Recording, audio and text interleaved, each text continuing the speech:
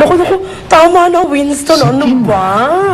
Nagda-diet ako eh. Sobrang dami naman. Tiny, you're so sexy. Sige na, tikman mo yan, ha?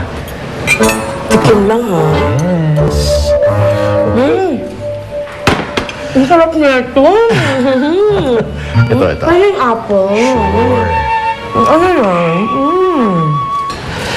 Mabalik tayo sa usapan natin. Totoo bang tinawag na Gigi ng kanyang mga kasamahan sa bahay si Stephanie Jones? Tumpak.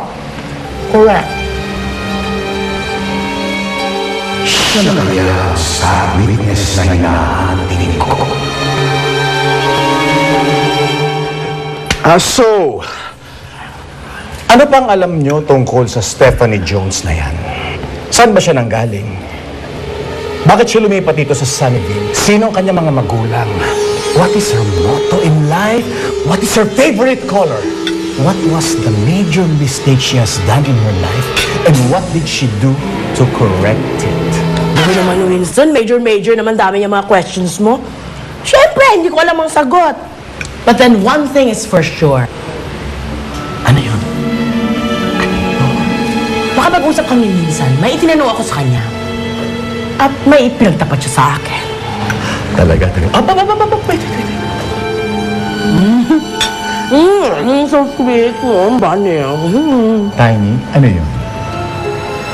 I asked her, what is the meaning of love? And she told me this.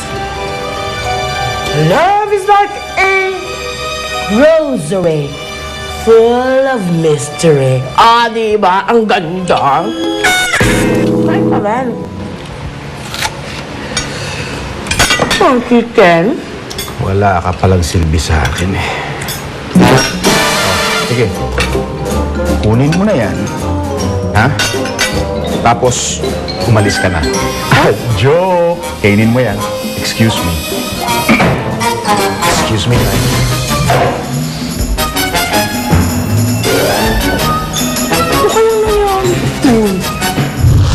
Lovely pa, abot nga ako nung saging. Sa pahulog din Oh, sige, isa pa. Wala na. Pakitalupan niya ako. Patama na. Ay, naman. Ang ganda mo, oh. Ikaw nga, pogi-pogi. Hindi, grabe. Excuse me po, pwede ba hindi lang pwede?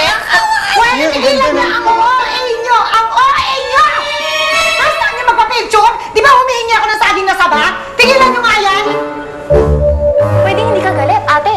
Pwedeng masaya ka para sa amin dahil okay na kami, di ba? Wala nang away. Oo nga naman, Ate Gigi. Tama palang sabi nila, no? Love is sweater the second time around. Because love always finds a way. Ang love Oh, will see us through.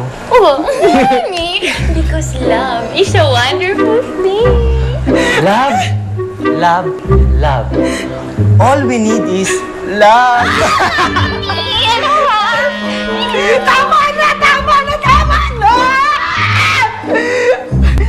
Ate, bakit? Wala. Wala mo pala. Okay lang. Alam mo, sa tingin ko lang alam ko kung bakit. Ito si ate, ingitera na naman. Palibasa, ang tagal niya na hindi na-feel yung mga love na sinasabi ninyo. Tama, di ba?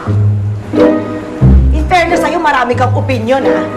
Paano mo naman nasabing naiinggit ako? Bakit? Mukha bang namimiss ko ang ma-in love? Ha? Ano? Saan niyo nakita? Bakit? Yun nga ang sinasabi ko, ate. Hindi ka dapat talaga mainggit. Kasi hindi lang naman ikaw nag-iisang loveless dito sa bahay na to. Talaga? Ikaw din, di ba? Sino? Hindi, ano ba? Sino? Si G-Boy! Hindi mo yun alam.